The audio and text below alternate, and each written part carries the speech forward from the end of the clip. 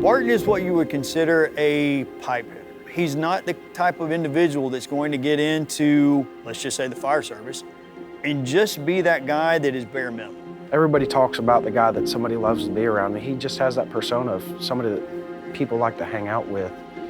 And it's not just because he's nice and cool to hang out with, he's strong moral character and will drive himself and those around him. He cares about his job a lot. You can tell there's a true passion for it. Faith, family, and fire in that order. That is his motto, faith, family, and fire. And that's something that Barton has 100% embraced. If I had to describe Jonathan in 3 words, I would say he's strong.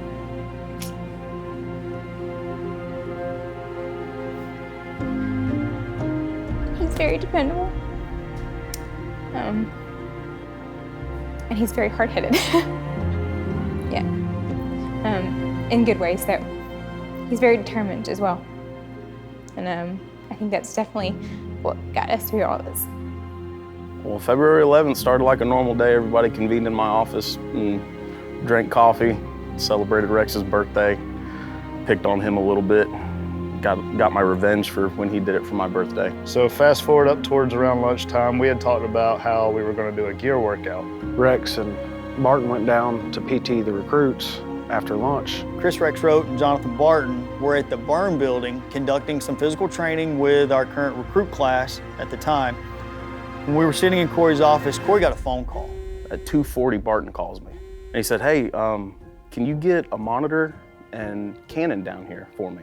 And we could tell something was wrong, just from the tone of the voice. And Matt and I couldn't hear the conversation, but we could hear how Corey was changing. And silence. I hear the phone drop, and I'm going, Barton. So Jonathan led the group for the first 2 rounds. He was up at the front of the class and I was in the back of the class just making sure, like, accountability-wise. So we flip-flopped on the 3rd one. So I went to the front, he went to the back to stay behind. And we had come up, gone down the stairs, and next thing I know, recruit George comes through and busts the door open. I heard yelling, but I didn't know what it was. He busts the door open and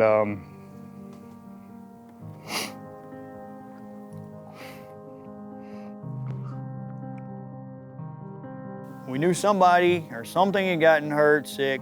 So Matt and I grabbed the cardiac monitor that was here. We jump in a little pickup truck that's assigned to the training division, and we take off to the burn building. We get down there and we see an individual laying at the bottom of the tower.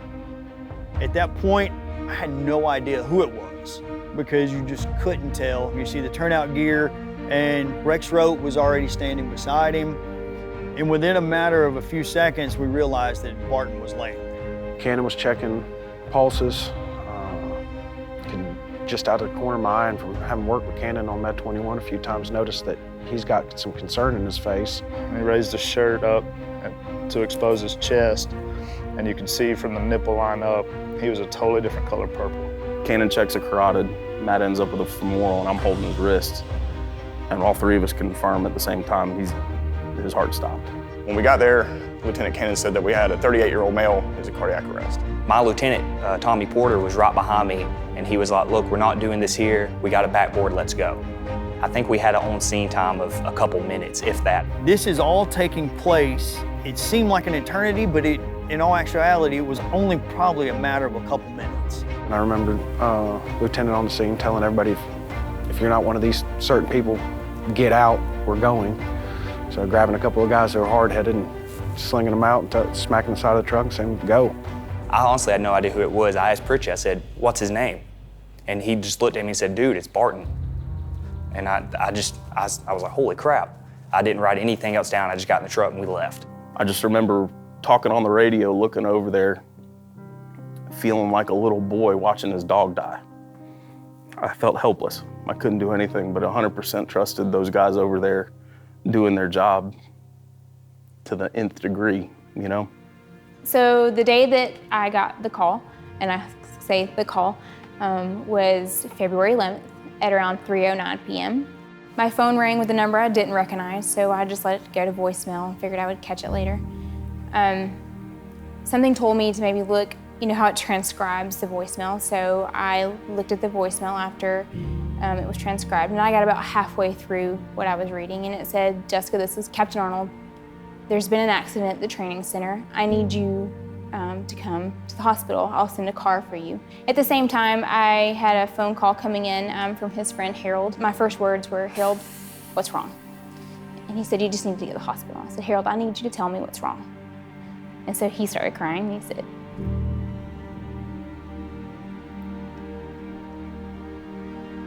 "He's in cardiac arrest."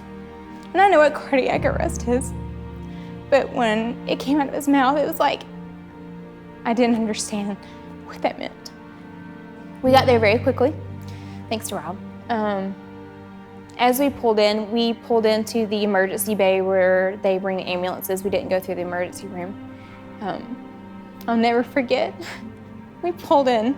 All I could see was a sea of blue uniforms. I can't tell you who was there. I don't know whose faces it was, but I just could see blue uniforms, and there was lots of them. I'll never forget, there was a parade of paramedics, firemen that all brought him in. He had some of the best paramedics working on him though, which was a relief when we saw them, because we're like, of all people to be here with him today, he had some amazing paramedics working on him. Transferred him over, and we didn't leave. We stayed in the room, in the code room with him. We weren't going anywhere.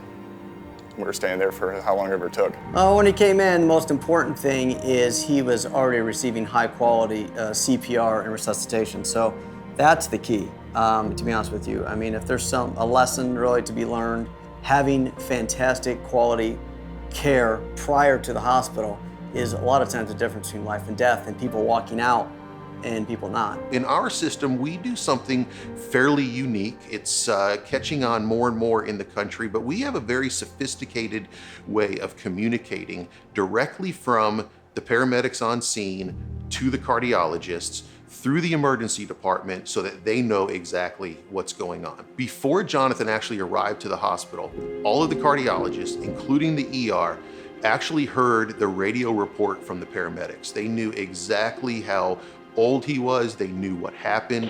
Clear. He's one of our firemen. He's been in VFib for approximately 10 minutes now.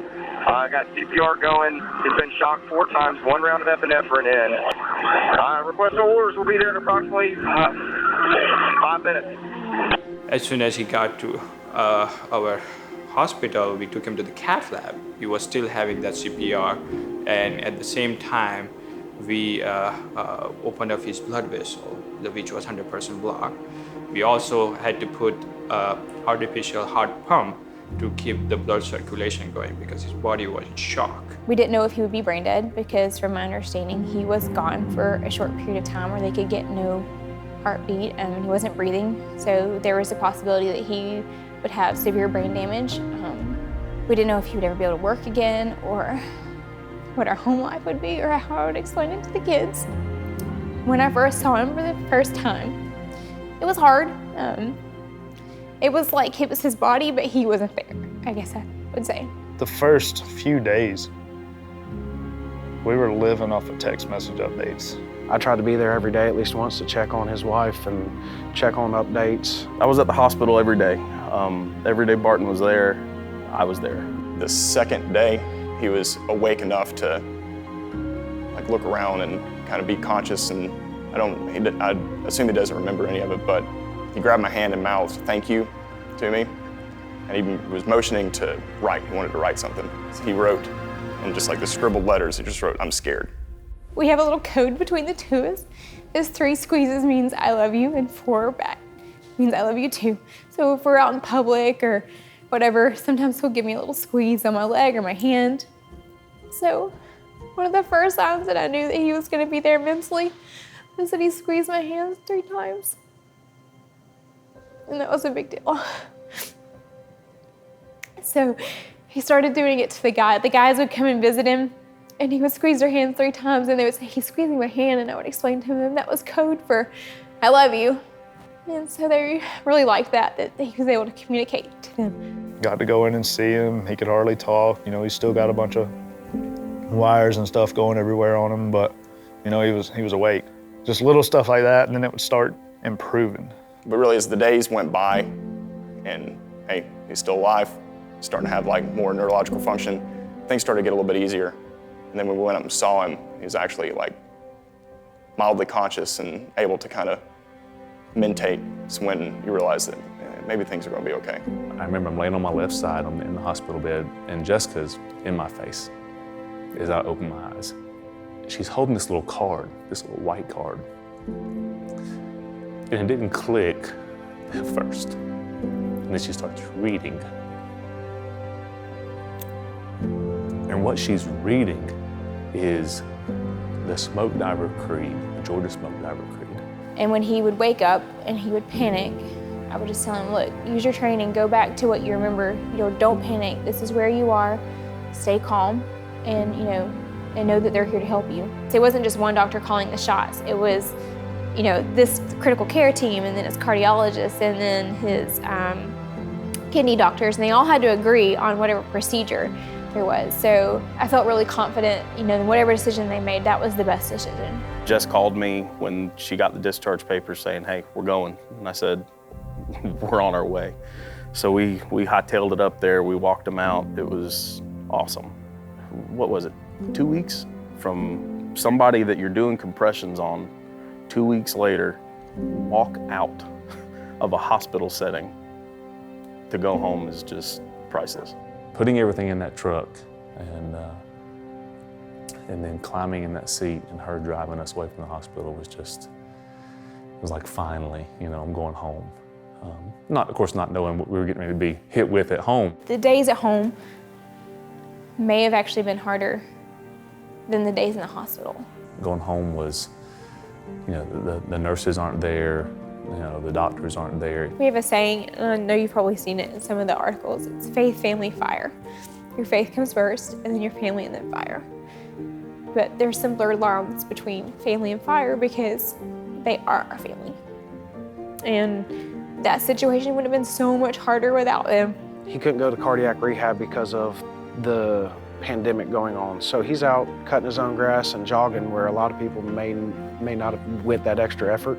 We were all here the day that Jonathan came in to do his return to work job skills evaluation. There were probably 50 people here. And typically when somebody comes back from an injury, there's only like maybe 2 or 3 people. So we got to come up here, got it worked out where the whole station got to come up here and watch him do it, and that was awesome. It was really cool to watch, really cool to be there. He actually did it faster than most of the people in the department. I can be very competitive, and I thought maybe I don't need to try to, really push too hard, and I just take it easy. I kind of clicked. I'm like, you know what? Why are you going slow? You never go slow on this test. Why go slow now? You can either do the job or you can't. And if you can't do the job, you don't need to come back. You don't need to be here. And so I picked it up and kicked it into high gear and finished in probably not my best time overall, but it was close. I knew he wanted to come back to work, and I wanted him to come back because this is what he's meant for. So here we are, 133 days, after he had his heart attack, he's back at work. If God didn't have a plan for me to be here, I wouldn't be here. Now, I don't know what that plan is yet. I'll figure it out. First, it was God's plan. But second, it was the care that he got and where he was when it happened. The early intervention, the recognition, the advanced level of care that we can provide in the emergency setting and in the hospital setting, it was the perfect storm of success. The thing what saved his life is teamwork. Cardiac arrest is you have to coordinate so many moving parts with different departments, different agencies, different entities. And all you have to do is have one of those go wrong, one of those not be as efficient, and we don't have a celebration, we have a funeral.